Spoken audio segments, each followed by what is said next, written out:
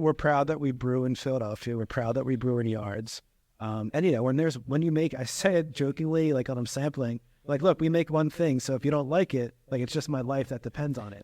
But it's kind of true. Like, we make one thing, so it has to be like pretty good for us to make sure we stick with this for a while.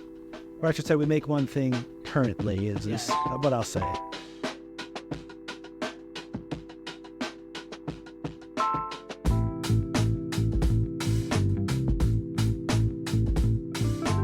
Welcome back to the Brewdat podcast. I'm your host, Richie Tevlin, joined by Evan Blum and the founder, owner of Kenwood, or Serra Brewing. What do you want to call it? Serra Beer Company. Serra Beer Company, Matt Serra, not to be confused with the man who knocked out George St. Pierre in the first round. Yeah. The UFC. Yeah. But welcome. I did not know that we knew each other beforehand, as a couple weeks ago when we set this up. But I guess we used to work together at Victory. We can kind of get into your past a little bit, but we overlapped a little bit there. Yeah, there's probably a tour that I took some accounts on at one of the facilities. Were you ever at Parksburg or Downingtown? I was there for a little bit. It was probably at Parksburg when I would take accounts there to see, the spectacle that Parksburg is. And you were probably either brewing or, talking about the facility itself. So, yeah, I mean, talk about a beautiful place. That Parksburg was awesome. And, you had really well-rounded brewers there that were able to talk about the system, the beer. It was amazing. It was cool to take accounts there. It was great. It was a little far, but definitely. I had to go there. I'll never forget the day after the Eagles won the Super Bowl. I had to be there on a Monday morning at like 9:00.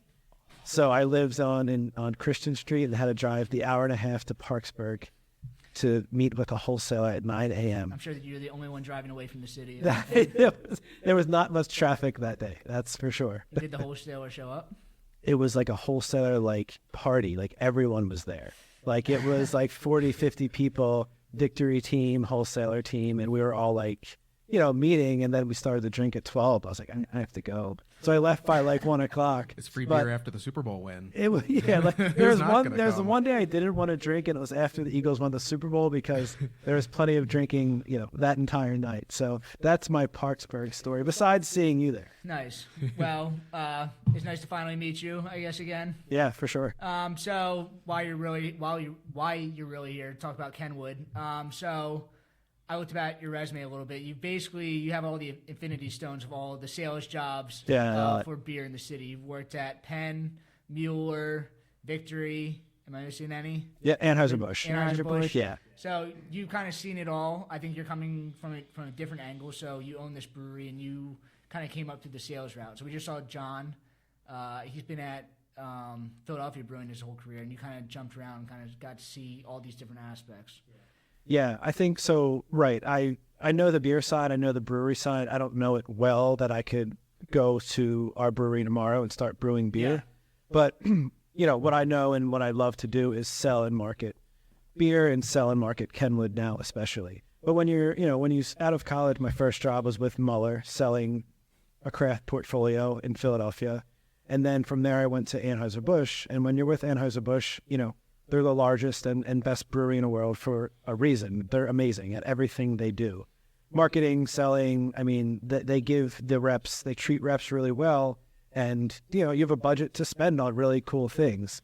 But, it also helps when they send you to California for to see Golden Road. That also helps with the sales incentives. So, after there, I went to Victory for a bit. And Victory is great because you get that, regional brewery feel. They're not massive international yet, but they're not small by any means. They've worked out a lot of the kinks that some of the smaller people are still working out. And you realize how much more established they are than, 90% of the breweries that you see in the market right now. So Victory, amazing time there. And I left Victory to start Kenwood. But all experiences that I had from the time I left college to start this were so important because you learn a little bit about each part of the beer world, from wholesale to retail to supplier. And the most important thing you get is relationships, right? I've had relationships now with Kenwood that I've met when I was 20 years old. I was merchandising, hanging signs in Philadelphia, and I still know those guys today. Yeah, I mean, you probably have the same 10, 12 years later. For the last, 10, 15 years. Yeah, because, when businesses are good, they're going to be in business for the next 20 years from now. So I had those relationships when I was 20 that I didn't know I was building. But when I started Kenwood, I could call those guys and, not ask for a favor, but tell them what I was doing. And they were fully supportive from day one. So the most important thing that you get when you start in the beer business is the relationships. So you say you weren't planning on doing that, but every job you've had straight out of college has been in beer. Yeah. Was this Kenwood always the plan? No, it wasn't, because I loved Anheuser-Busch. I loved working there. It was amazing.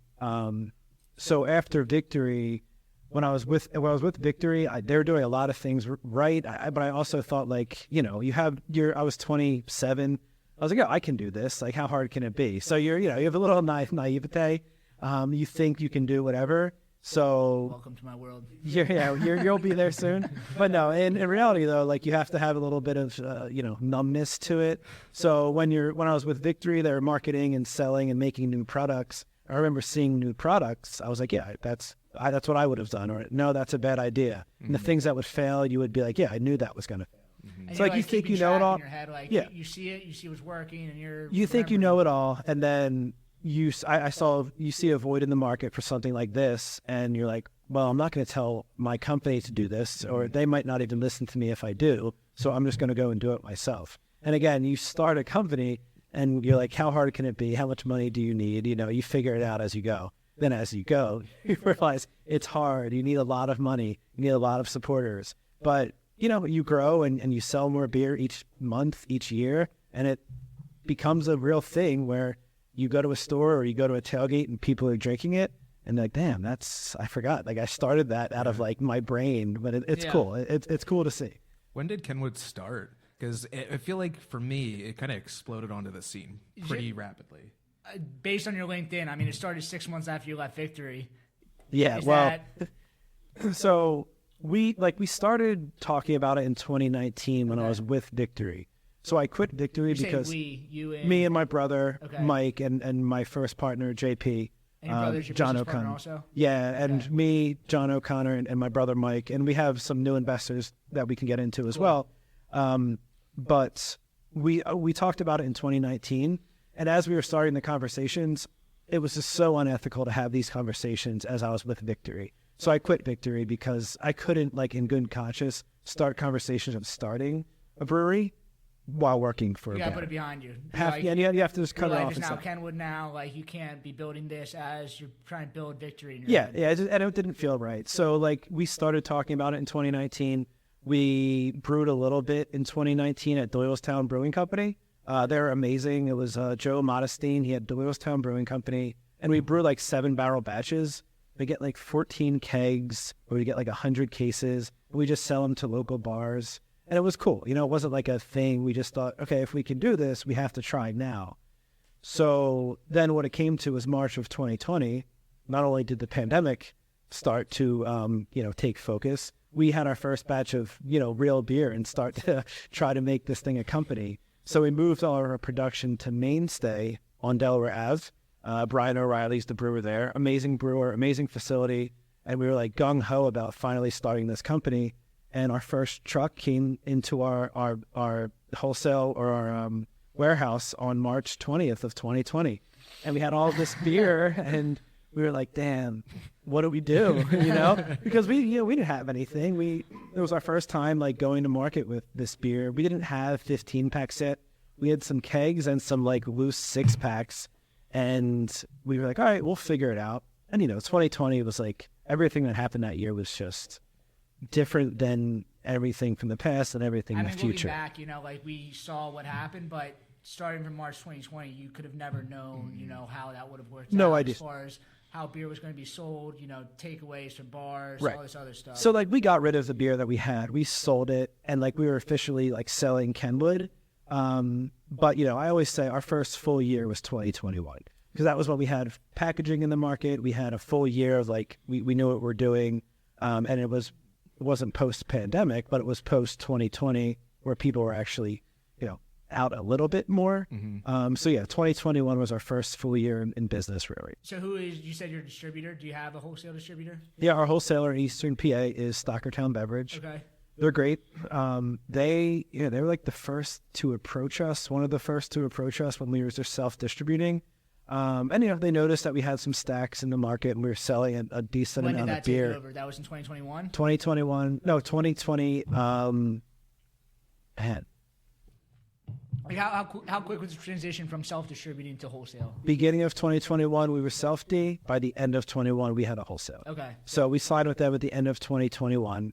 And yeah, they were one of the first to approach us and be like, look, we see what you're doing. They sell more 15 packs than anybody because they sell Founders all day. So when we had that kind of consistency with them and selling 15 packs, it was a good fit. And they're big, they sell a lot of beer. All right, so I know you know what the difference between 12 and 15 pack is, but these have been, big in the market recently. Can you speak a little bit on, why 15 packs are now in the market as opposed to 12 packs? Yeah, because grocery stores, the largest format you can take out of a grocery store is a 15 pack. So that's 128 ounces or something that Yeah, you're allowed to sell? 180 ounces. 180 ounces, wherever that number came from, and 12 can packs were less than that. So Yep. we're just maximizing consumer value. Yeah, what you can take out of the grocery store. And you see the Anheuser-Busch's and Muller Coors of the world, they have 15 packs in the PA supermarkets. They don't have that elsewhere because they don't need it. Yeah. But in PA supermarkets, it makes a lot of sense. So, as we expand to other markets, we've looked at 12 packs because everywhere else, a 12 pack is just kind of what people get. But for PA, the 15 pack still makes sense. Again, when you only have 15 packs right now? we have 15 packs, we have wrapped 6 packs Yeah. packs that are like the cartons. And then we have, just loose 6 packs on the pack tech. Yeah. And then kegs. We sell a lot of kegs because, A, it's where Kenwood tastes the best, and B, it's where, you get the most bang for your buck from from every level of the wholesale footprint. Yeah. I saw that. So you have worked at Muller, you have worked at Penn, Anheuser-Busch, but you've always been in the craft segment. Was that kind of weird to work at these larger companies? Like, what do you think the difference was working at Anheuser-Busch for Bud Light as opposed to Anheuser-Busch? And what did you do for the craft segment there? Yeah, so for Anheuser-Busch, I actually did both. My first role, I was selling the Ultra, Stella, Budweiser, Bud Light. Yeah. And that was like a blast. Like, you did activations where you were just like giving out T-shirts and throwing big events. It was so much fun.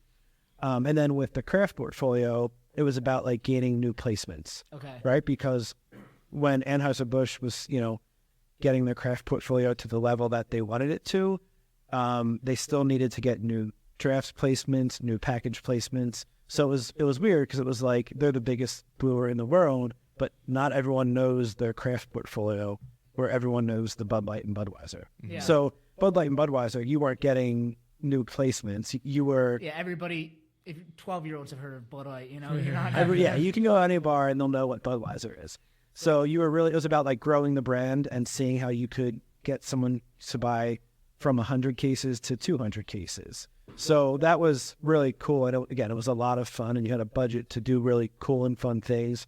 Real quick, what were some of the brands like part of that craft portfolio? It was Golden Road from LA, Devil's Backbone from Virginia. Yeah. These people all make amazing beer too, which is crazy because you don't see them as much anymore. Shock Top, believe it or not, which it was brewed like on the package of Shock Top. It said like Michelob Ultra Brewery. So who knows? But it was give you a stomachache. It was part of the craft portfolio. Goose Island, which was like their baby. Goose IPA was everywhere, and there was a couple more like and Goose Blue Island Point. had the tap room at that point, right? They did, So yeah. did you guys do a lot of events there? No, honestly, I went to Chicago more than I went to the Philadelphia tap room. So they flew us to Chicago like 2 or 3 times because like, I think it still goes like when you learn about a brand like that, it helps to be like in their neighborhood.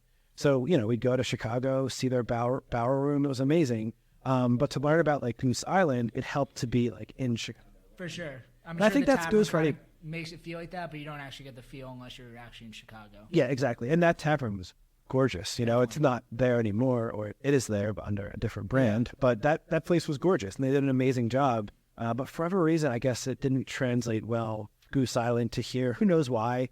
But yeah, Goose Island was the number one. Devil's Backbone, Blue Point, Golden Road, and there's a couple more. But those were the main players. Were you there when they bought Kona? No, I wish. Because growing up, like Kona was my favorite beer. And then Kona's awesome. All of a sudden, now it's blown up more than anything I've ever seen. I'm on the Kona train, so dude, Kona Big Wave is great, and I think they've like really just done away with focusing on anything else besides Big Wave because it has this like trajectory that's amazing right now, and the wholesaler does a great job with that. But yeah, they blew up with Big Wave. Would have been nice to win the incentive trip to Hawaii, but they took me to LA, so LA was amazing as well. But yeah, Anheuser-Busch, like a lot of people talk bad about their business and how they are trying to crush craft breweries, I guess. But at the end of the day, they treat their employees well. Like it was an amazing company to work for, and that's where I thought I'd be for a while. And everything happens for a reason, though. That's why now we have Kenwood and hope to make this the next Budweiser. Definitely. Is the goal. So Kenwood came out. We'll talk. I hate talking about names of beers, but can you talk on the name of Kenwood a little bit? Yeah, it's super simple. Kenwood is the first street I lived on when I was a kid in Delaware County, Drexel Hill. And no one knows or cares about the street name, but it sounds good and it's memorable. Yeah, I know what Kenwood is. It's like easy to remember. Yeah, it's easy to remember, and I talk about this often. One of my favorite entrepreneurs is Serra. She started Spanx. Yep. She's great, and she always talked about having a hard K sound in your name, like a Kit Kat or McDonald's, Burger King. Makes it more memorable. So we like that, and there's a few names, but it wasn't like this long process of listing like 100 names. It was like, yeah, this works, and then it shortens to Kenny, and the Grab a Kenny tagline was pretty attractive. Yeah. Yeah, and again, it's attractive, it's easy, and like, will that be our tagline forever? No, I think they evolve and they grow, but to start to say Grab a Kenny was very easy, and people named Kenny like love it, so you have like this little added attraction to it. But it's an easy tagline, and it shortens Kenwood to Kenny, so you can have some Kennys, have a Kenwood, whatever. But the name, and that's why we have the street signs on the thing. It all. You kind of can dive more into it and be like, everyone has their street sign, everyone has their corner, and like you make everyone's beer. Yeah, so now your tap handles are the street signs. Yeah, we just had John on. He had the pencils, and we were talking about that. Just memorable. Like, I see it. I'm like, that's Kenwood right there. Yeah, so we just had these newly designed tap panels that got into the market last month. Nice. But they're literally street signs, and they say Kenwood Original on each sign. They look amazing. Part of the marketing company that we used to rebrand came up with those, and they took like 11 months to land. But after they were here, it made us very happy. We hope to be able to personalize them as well. So if you're at Kellyanne's, cool. You can put 16th and Spring Garden on the actual tap handle. And when you can do that and customize it, that travels in Philly and New York and Maryland. Like, you can go anywhere with that, which I think is a cool aspect as we try to make this everyone's beer.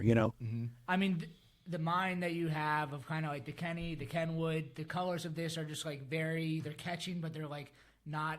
You don't get tired of them. It's like, I mean, you clearly know what you're doing. You've clearly picked up some stuff along the way. Yeah. And so, like, when we started, it was all like we had this idea, and we kind of had a girl that we knew from the neighborhoods. We spent $75 on the original logo. We're like, yeah, this is cool. This works. Let's go to market with it. Had cans designed and all of that. But like, we had the idea and the scheme of everything.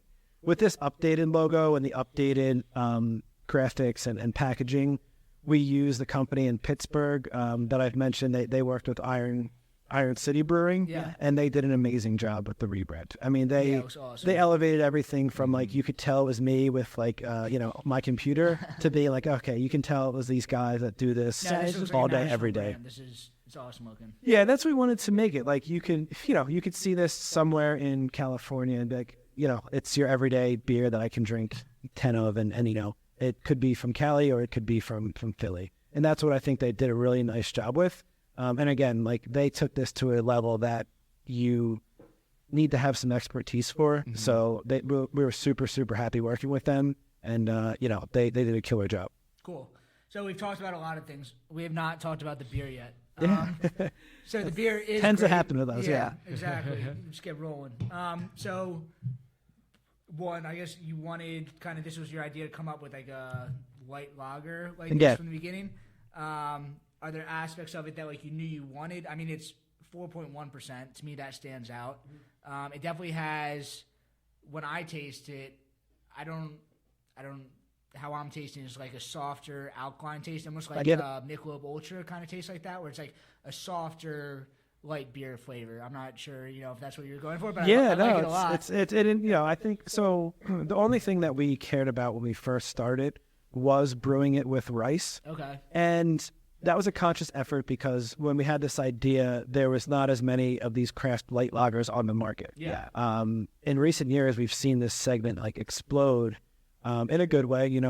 Competition's really good for any company.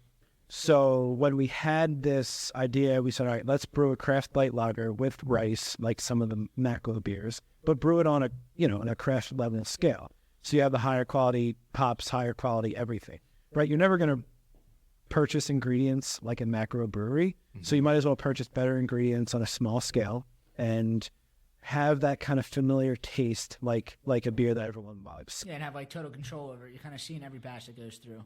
Oh, yeah, for sure. So we wanted it to be brewed with rice. And like you said, it has a super crisp, soft taste to it that the drinkability word was coined by Muller Coors.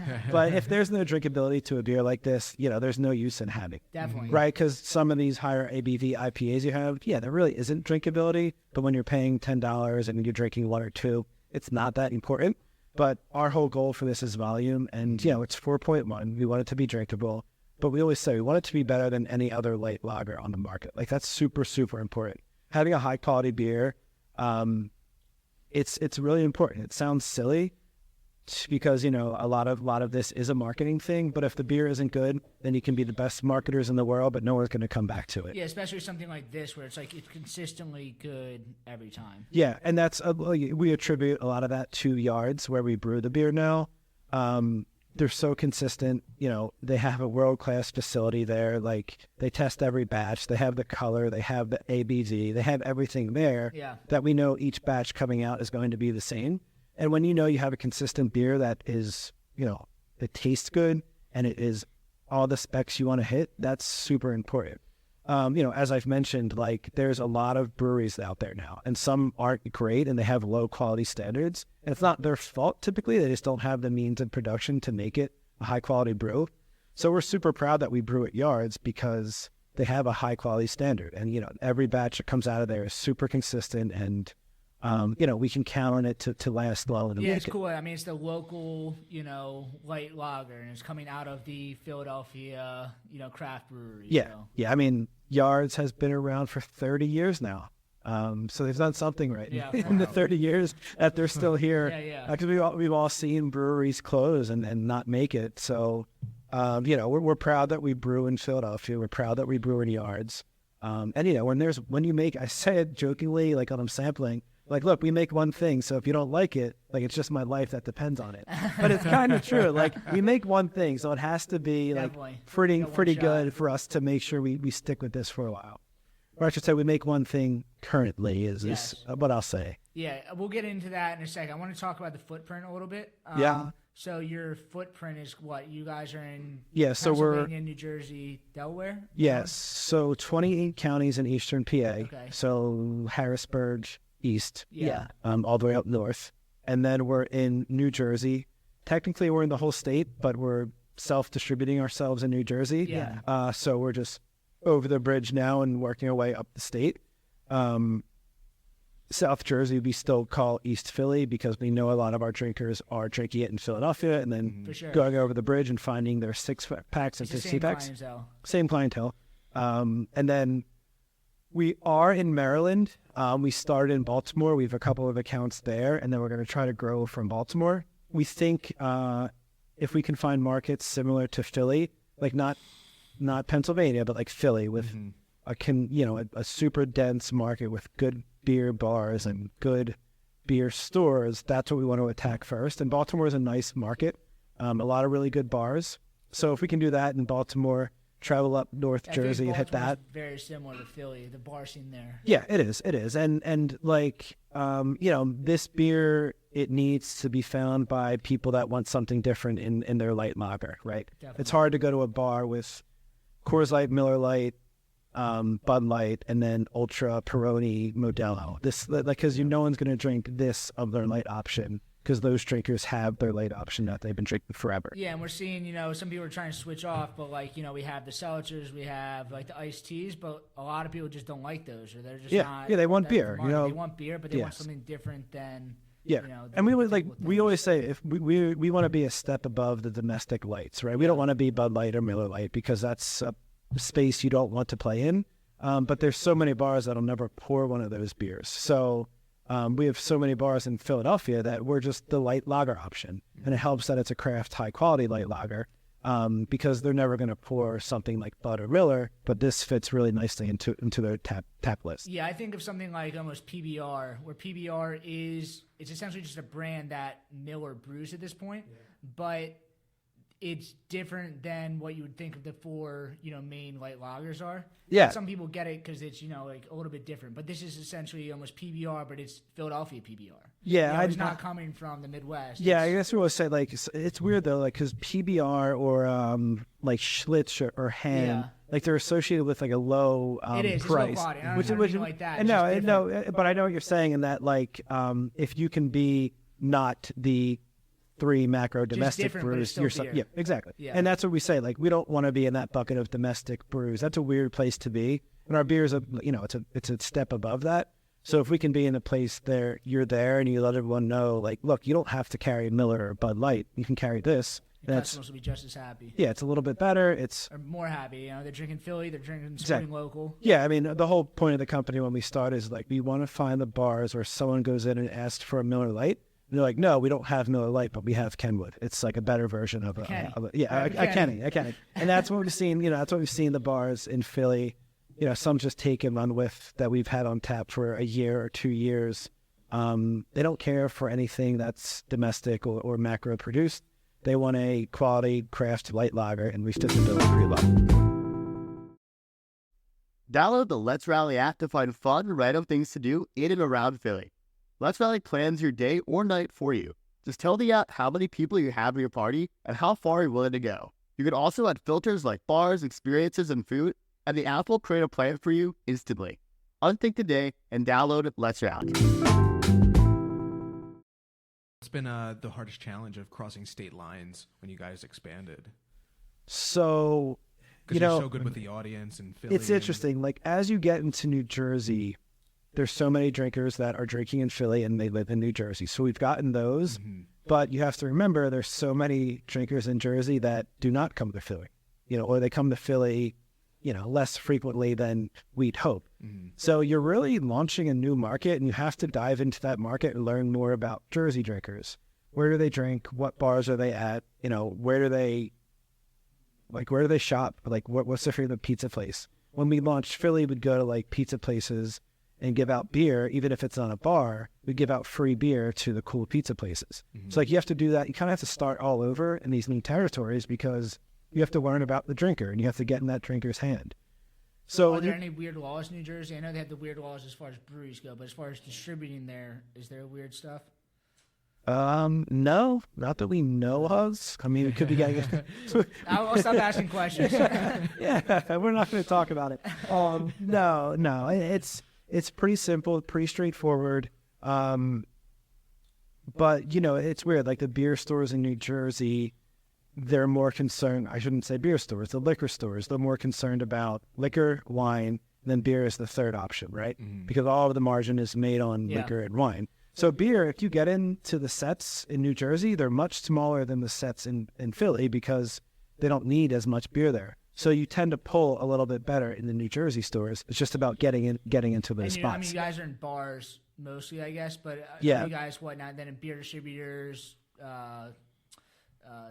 what's it called, grocery stores in Philly? Yeah. So we're in Whole Foods, Giant, cool. Acme, McCaffrey's for the McCaffrey's fans, and can't crack Wegmans yet. So we'll get to Wegmans, but all of the other spots, and obviously all the beer distributors, a lot of bars that we're really tight with, and GoPuff. GoPuff's been cool too. But yeah, it's weird. The landscape in Philly, when you know it and grow up in it and, you sell into it, it becomes second nature. Sure. But as you go over the bridge and you go to Maryland, it's a different ballgame. There's a lot of different different clientele, different stores, and when beer is the third option, unlike Pennsylvania, it becomes tough, But you find the spots, and you try to grow organically, like we did in Philly, like we're doing in Philly. Mm-hmm. Nice. So what? I guess I know you want to talk about what do you have in the future, but like, is there another expansion in the future? Or you guys are focusing just on kind of the market that you're in right now? Yeah. So, we want to get to Delaware because it's right there. It's right there. It makes sense. There's a million people there. It's not a huge population. Yeah. And what controls Delaware is Total Wine. So if you get into Total Wine, you have distribution, right? Cool. So we want to go to Delaware. We want to continue to expand Maryland and expand New Jersey. But, we always say, like, we're never super scared to go to any market, right? Like, if a wholesaler in New York or a wholesaler in D.C. said they would carry Kenwood, we would go there because we say, like, we're proud that we're brewed in Philly, but we're not a Philly brand, right? It doesn't say Philadelphia Definitely. beer. It's just, like you said, it could be anywhere. Kenwood is just like the crossroads of anywhere. It's a brand that we want to be able to travel. So we definitely want to be Delaware, Maryland, Jersey, PA, and then, by the end of the year, if we're in New York and D.C. and Virginia, great, because we think there's room to find the same bars that we're finding in Philly in those places as well. Nice. So I want to hear this. What is next for Kenwood, Serra Brewing? Like, what's the next beer? Yeah, so we always say, like, Kenwood has a drinker that we want to attach to. Like, they want to have a few of these. They'll be at a bar and they want to spend on like 4 or 5 pints. We don't ever want to get into making Kenwood a beer that is a 9% hazy IPA because there's a space for that for sure. It's a very different customer. Very different customer. So like Kenwood, we know our customer, right? So if we're gonna offshoot Kenwood, or if we're going to make a variant of Kenwood, we want it to be with like a fun flavor that is dependent on drinking, a volume, again, like a 12-pack or a 15. Yeah. So something like a Kenwood with lime or a Kenwood Shandy is where we want to be, right? Where it's super attractive and super, fun in that same climate that this is in, where you can have it at the beach or you can have it at a restaurant that, isn't going to serve, low quality beer. So we're looking down the path of something with like a fruit variant. Nice. We think that'd be really fun to put alongside Kenwood. So for the Kenwood name, that's where we want to go. Mm-hmm. And then, there's always the Serra Beer Company name where we can release another brand that is a hazy IPA or something. But that's probably a little further down the road. Make a whole other like section of brands and beers that are a little bit different than the Kenwood drinker. Because, as everyone knows, that hazy IPA segment it's hot. Like there's bars that go through 2 kegs of like 1 hazy IPA per week. So if you can hit that right as well and have this, you're in a really, really good spot. Definitely. Yeah, but you guys kind of found a lane, and you guys are clearly doing well at it. So kind of expand on that a little bit. Yeah, right. Continuing to try to play in this lane is what we want to do. And again, like Kenwood has so much room to grow. Like. Just scratching the surface. I mean, I guess you always think you're just scratching the surface. Like, we always want to grow and continually evolve this brand. But, when we're in a spot where we think Kenwood is doing well and we can grow while adding another brand, that's what we want to do. Because, again, like if you have just one, it's great and you have this laser focus. But if you have 2 and they're side by side... They always support each other. Always. And especially if there's packs stacked up next to each other at retail... If you go to a grocery store and say we have 2, like it's just more attractive. Definitely. So we're looking down that road. We really hope to have that in the market this year.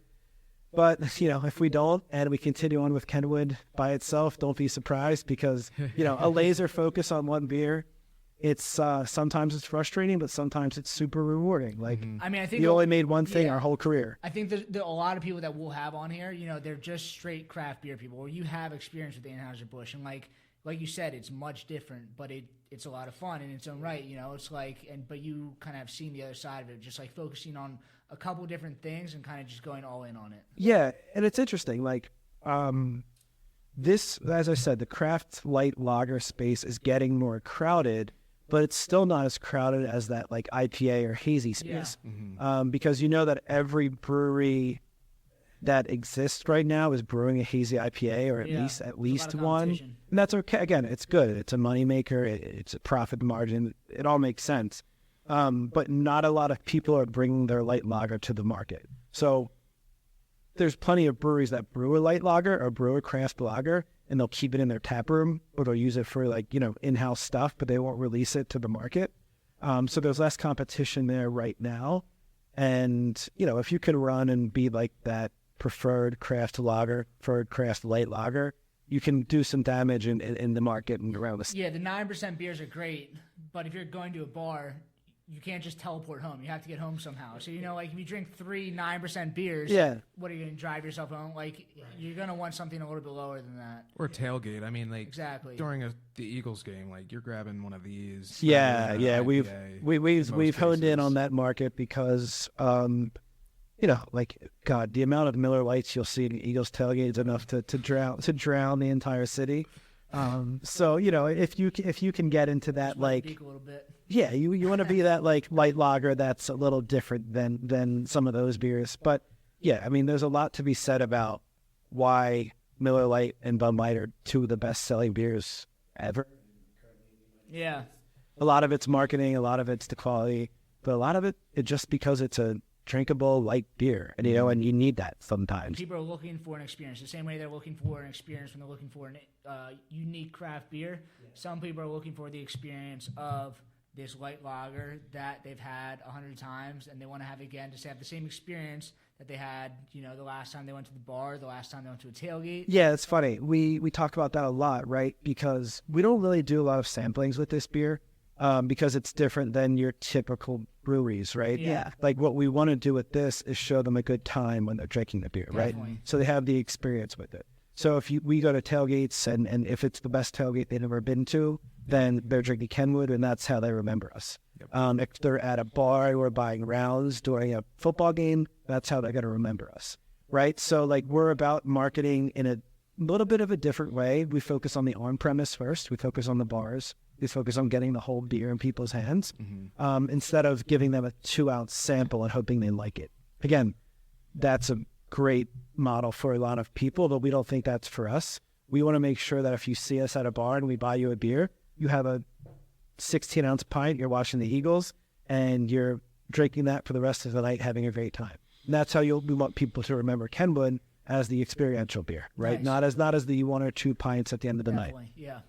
Because that's what you have to do with a beer like this. Mono brand, lifestyle brand, I guess sometimes you could call it, but that's a tricky thing to play with sometimes. But yeah, it's about the experience with Kenwood.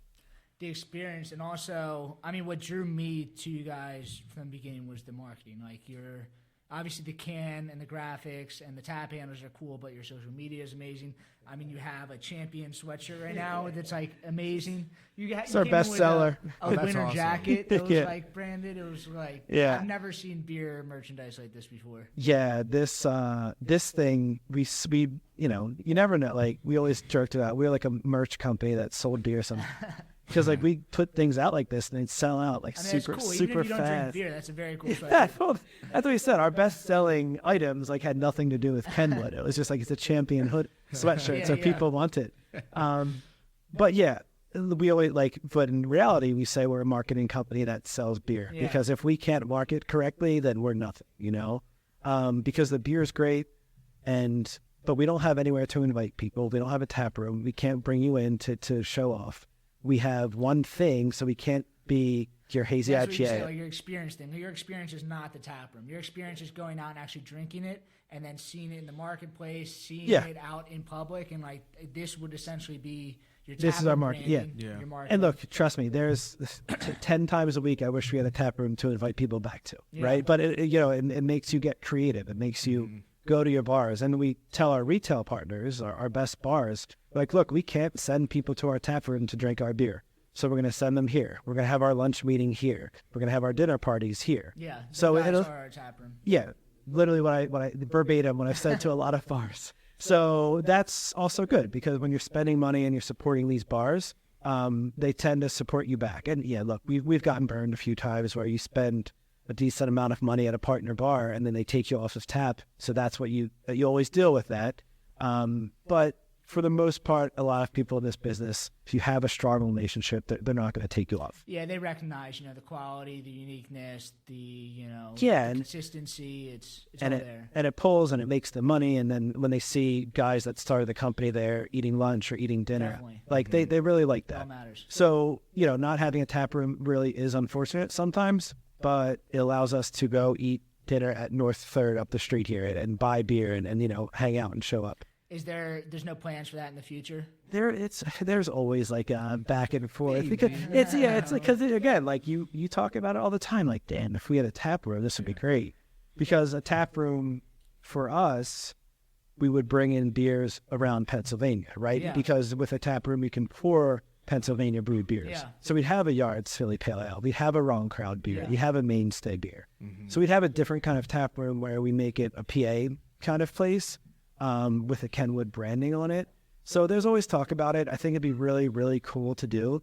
But, as everyone knows, tap rooms and restaurants they're expensive. It's a whole other beast. And the same thing that you're saying, like, It's you don't restaurant want to business. go over to a 9% hazy IPA. You're kind of staying in your lane.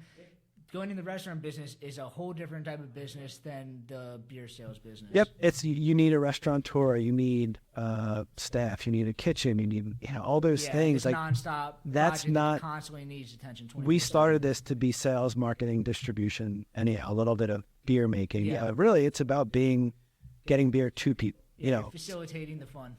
Yeah, exactly. So once you can, if there's a space to bring people in, like you have to be ready for it. You can't just kind of tiptoe into that. Definitely. You have to have like a full plan with a full staff, and a good chef, and those things that. Yeah, I think who was it? Two Robbers just did that. So they were essentially contract brewing out of, I guess they were probably out of Yards. I'm not sure where they're doing it now, but they just started up their tap room, and it is doing well. But I talked to the owners, and they're like, this is like a whole nother monster that we didn't, I guess. Yeah, I I just do. think that would be like that much work, and like it's doing great, but it's a whole another thing. Yeah, and that place is amazing, and they're in like the best corner of Fishtown you could pick. So like, not only do you have to have a great restaurant and great concept and good style, like you need a good location. Yep. So for them, they landed on a great location. But if you end up like not being able to find a good location, or you think you have a good location and it ends up being like kind of a dog, then what do? You're stuck there. You have to market, and then you're marketing a restaurant instead of marketing your beer. Definitely. And it's hard to do, man. So kudos to people that have these like booming tap rooms. Like it's very, very cool. But maybe they aren't as strong in their route to market, but they have this awesome tap room.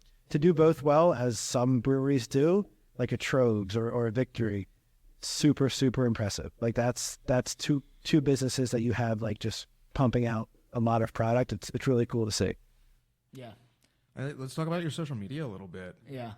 So, anything about Kenwood, like, it is eye-catching. I mean, I think I told you earlier, but when I was in college or, like, graduating college, like, I wish this was around, because I know this is the beer I would be bringing back to all my friends. And I think it's just, the look is awesome. There's something about the vibe of it that just really resonates with a lot of people. Yeah, like the consistency of the beer, but also the consistency of the brand. It's like all these things are different things, but they all look the same essentially. Yeah, it's so important. Like if you don't have that consistent branding, and we had a call about this earlier, like if we have a billboard, it needs to be the same as our social media posts, which needs to be the same as our signage at the beer distributor, which needs to be the same as our merchandise, right? Because you see our merchandise and then you see a billboard and you're not connecting the two, then you're just wasting your time, you're wasting your money. Or like this is low quality, that's high quality. Where's the discount? Right, of course. And like obviously billboards are expensive, so you're gonna spend money on that. But if you're not spending money on your merch and on your signage, then like it just looks like there's no consistency there. Yeah. So like with our marketing, again, as I've talked about, the company Top Hat that we worked with to revamp our marketing and our branding was really important because they gave us the assets to do so. As I've said, like when you start this thing and you have social media, it's just like you and your phone, you're hoping to catch some attention. And that's really hard. It goes a little bit, but it gets to a point where everyone knows like, okay, this is just like Matt. Yeah. And you have to get out of that stage. So you get to a point where it's, kind of professionalized and you're using people that do it for a living. And when you get to that point, as long as you have the assets and the branding that you can look at your page and look at your grid and it's all lined up, you can have a really strong presence. Mm-hmm. Yeah, I mean, the grid is like you look through it and just like you scroll through it and it's just like even if there's pictures in there, kind of everything blends together. It looks awesome. Same colors, same consistency, same tone, and that's really important. I harp on it a lot. We work with a PR company who's amazing, Era Agency. They're great, and I talked to her a lot about our tone. Like, our tone to be consistent because it's the first thing people look at. They see a shirt, they see our beer, it's on tap on a menu, and they look up Kenwood. They'll Google it, but more likely they're going to go on Instagram or Twitter and look to see do I follow this beer? Do any of my friends follow this beer? Especially because you're selling this consistent experiential beer.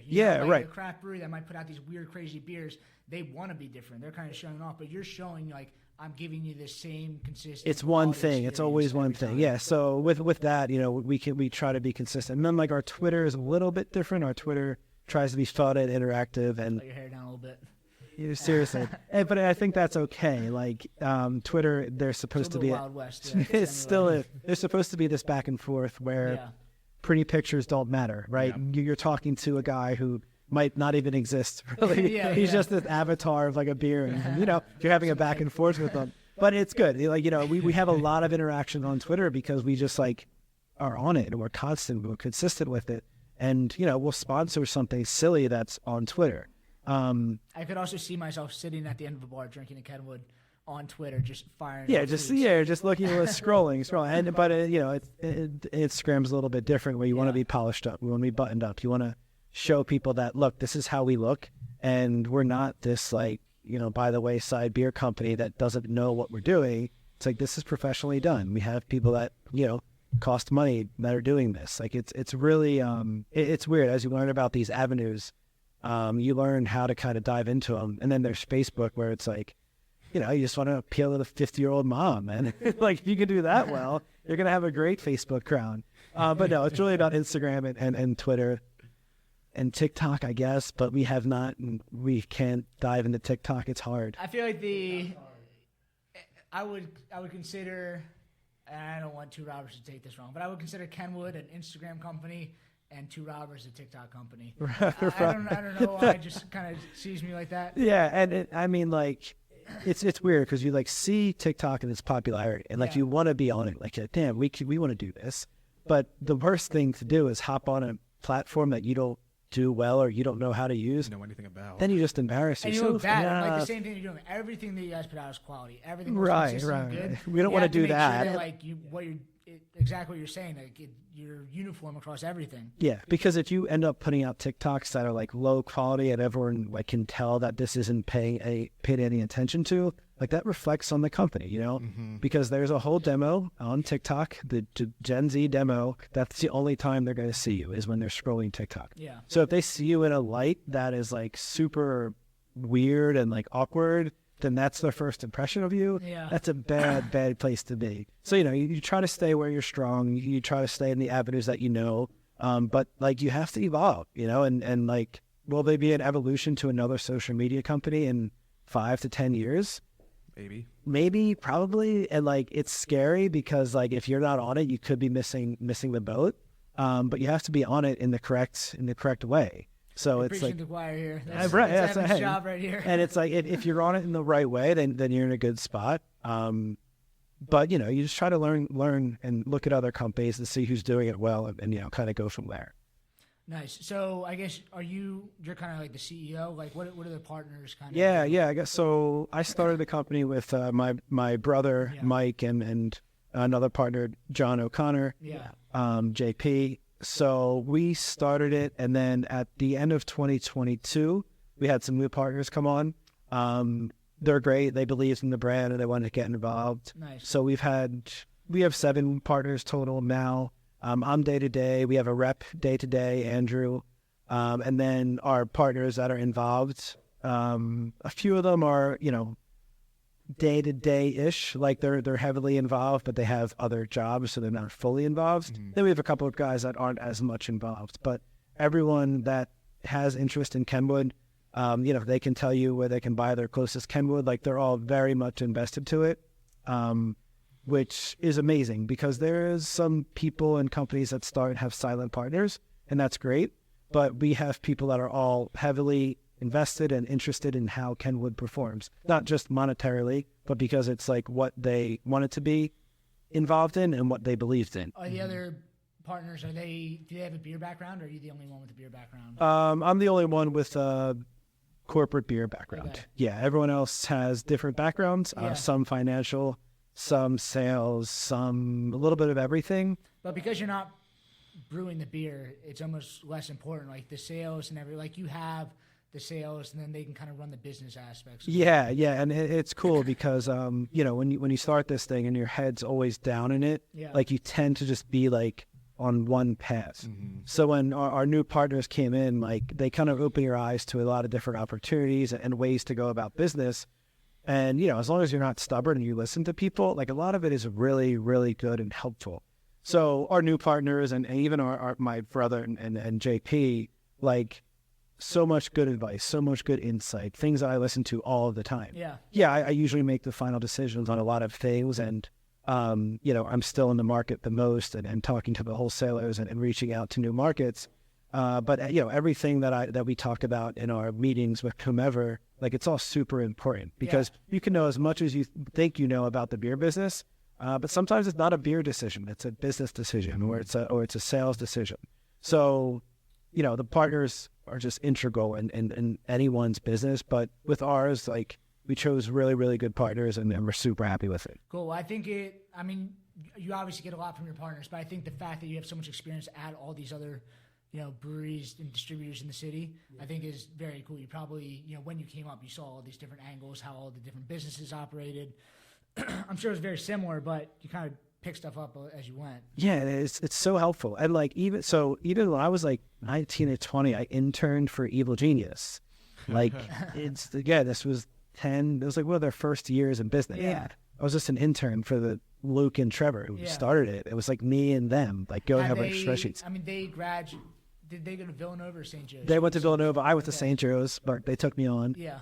So they went to Villanova, and it was like 2 years out of their MBA, and they were starting Evil Genius. And I was just an intern.